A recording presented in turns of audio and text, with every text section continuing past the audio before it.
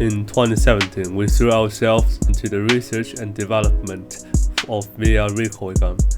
Back then, there were barely any options available on the market, and our slogan was to let players feel like they were holding a real gun. However, we never anticipated that the release of the HTC Vive Tracker 2.0 in June 2018 would deliver a heavy blow to the entire industry. It featured a modified programming interface at the bottom, which directly rendered the joystick function of gun-shaped device depend on tracker positioning useless.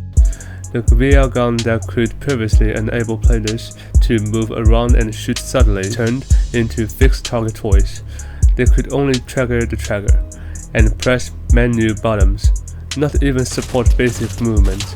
This made hardcore games like Pavlov and Onward completely unplayable. We spent nearly 6 months exploring and developing various solutions, all in an effort to regain the movable joystick. It wasn't until March 2019, when we pushed the joystick on the gun stock again and saw the in-game character move forward, that we knew we had succeeded in the first step. We then turned the prototype into our first product at the time. It was functional, and the games playable with it were no longer limited to the stationary VR titles. While this worked for offline experience store, it was still not user-friendly for player content such as Pavlov and Onward.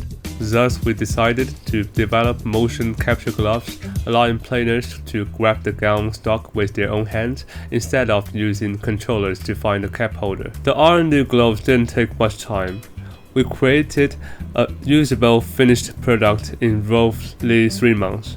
These gloves could replace the left-hand controller to grab the in-game gun, and the players could press the left trigger by bending their index finger. Shortly after, our R&D efforts came to a halt for a period due to the impact of COVID-19. It wasn't until March 2022 that we were able to reorganize the team and resume the R&D recoil guns. Leveraging our previous R&D experience and based on the design of the M4 rifle, we developed the first version of the HIG-M4. It offered 2 gameplay modes. First one, the right hand used the built-in controller buttons on the HIG-M4 grab to replace the original controller, while the left hand used a VR controller. We also especially designed a wrist rest for it to fix the wrist and achieve better stability, a design that would be adopted by some other gun stock brands in the following years.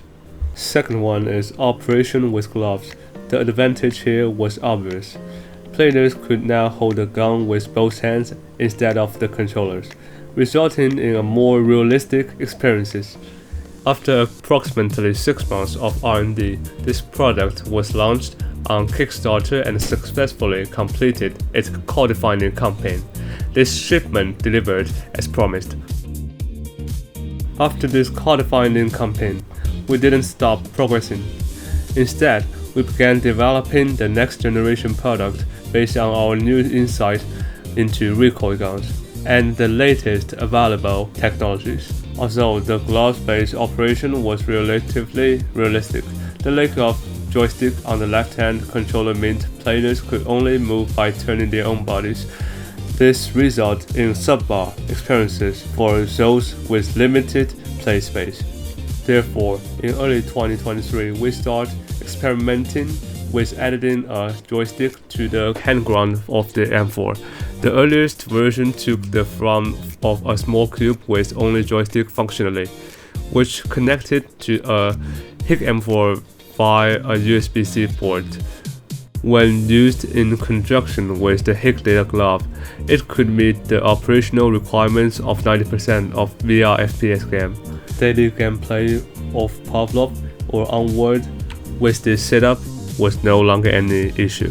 However, this was still not enough. At the time, VR manufacturers were all trying to remove the light rings from controllers, which meant there was a chance that the controller's positioning points could be blocked by the gun or the player's hands during the positioning. To address this, we added a touch function to the joystick module. When the players touch the sides of the module with their hands, the controller's position is fixed to the hand ground of the gun and held in place. This way, even if the controller loses tracking, we can still determine the hand's position through the module's touch function, enhancing stability during use.